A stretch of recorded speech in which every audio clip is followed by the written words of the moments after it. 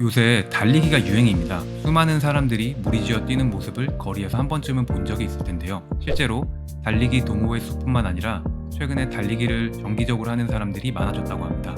심지어 마라톤 대회를 참가하기 위해 티켓팅을 하고 티켓팅 시작 몇 시간 또는 몇 분 만에 매진되었다는 기사를 보면 이제 달리기는 하나의 유행을 넘어서 문화로서 자리를 잡은 것이 아닌가 하는 생각이 듭니다. 이렇게 달리기를 즐기는 사람이 많으면 많을수록 달리기를 하다가 부상을 입는 사람 또한 많아지게 되는데요. 달리기를 하다가 가장 많이 다치거나 통증을 호소하는 부위는 아마 단연코 무릎일 겁니다. 이렇게 무릎이 아파졌다면 가장 먼저 찾는 곳은 병원일 텐데요. 대부분 의사 선생님들의 처방은 이렇습니다.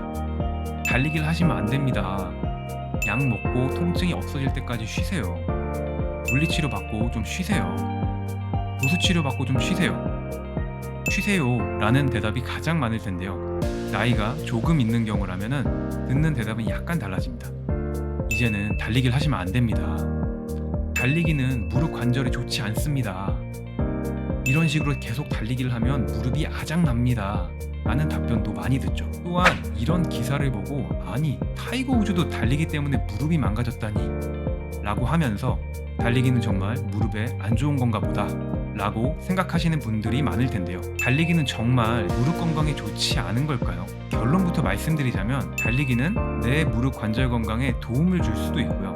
또는 내 무릎 관절을 망가뜨릴 수도 있는데요.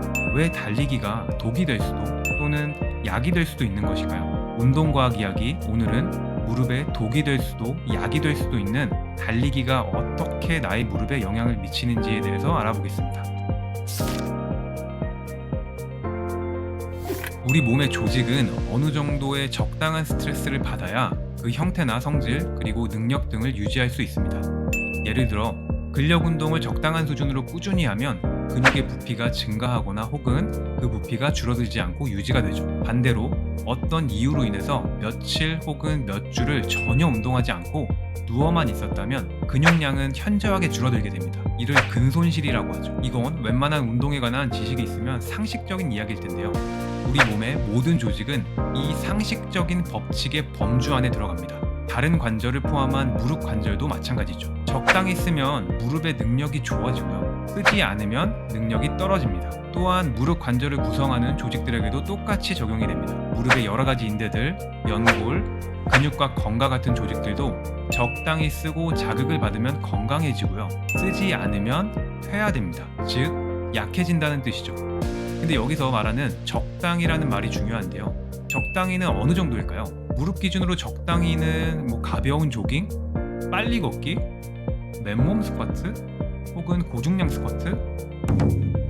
정답은 사람마다 다르다인데요.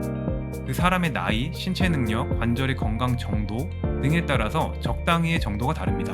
어떤 사람의 무릎의 적당히는 빨리 걷기 정도일 수 있습니다.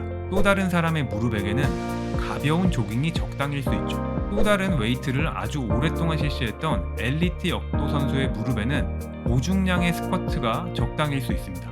근데 왜 다 같은 사람인데 왜 적당히가 이렇게 차이가 날까요? 위에 그래프를 보시죠. X축은 스트레스를 말합니다. 어떤 조직에 가해지는 스트레스의 정도를 말하죠. 로우 스트레스는 낮은 스트레스를 말하고요. 옵티멀 스트레스는 적당한 스트레스 혹은 최적의 스트레스라고 합니다. 하이 스트레스는 과한 스트레스를 말하죠. Y축은 조직의 건강 정도를 말합니다. 위로 올라가면 갈수록 조직의 건강 상태가 좋다고 보면 됩니다. 보시면 낮은 스트레스일 때는 조직의 건강이 좋지 않죠. 하지만 적당한 스트레스일 때는 건강 상태가 최상으로 좋습니다. 그 반대로 과한 스트레스일 때는 다시 또 조직의 건강 상태가 좋지 않죠. 우리의 모든 조직은 적당한 스트레스를 받아야만 건강해지고 튼튼해집니다. 이런 적당한 스트레스를 옵티멀 스트레스, 최적의 스트레스라고 하죠. 옵티멀 스트레스는 조직을 적당히 자극하여 더 건강할 수 있게 만들어줍니다. 하지만 너무 적은 스트레스는 조직을 퇴화시키고 약하게 만들어 결국 조직의 건강을 해치게 됩니다.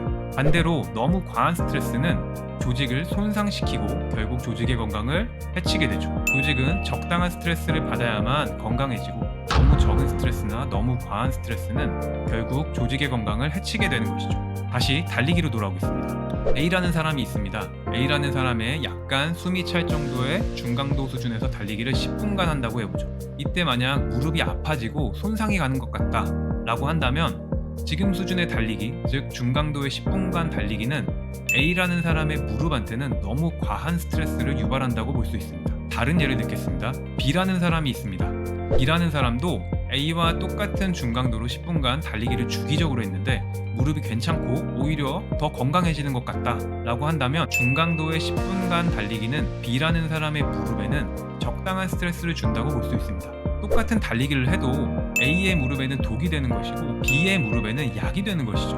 따라서 달리기는 무조건 좋다, 무조건 안 좋다 라고 말하는 것보다 각각의 개인의 무릎 건강 상태에 따라서 다르다 라고 말하는 게 가장 좋은 답변일 것 같습니다. 그럼 달리기를 하다가 무릎에 통증이 발생했을 때 현실적으로 할 수 있는 가장 좋은 방법은 무엇일까요?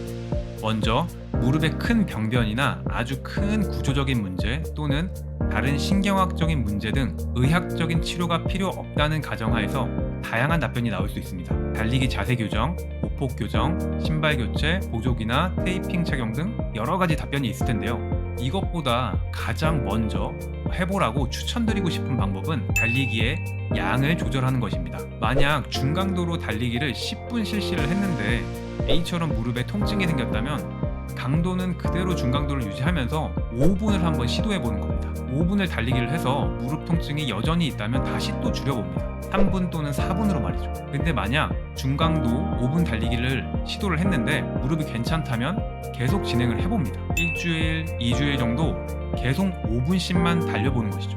이때 무릎에 통증이 없다면 이제 아주 조금 시간을 늘려봅니다. 6분으로 말이죠.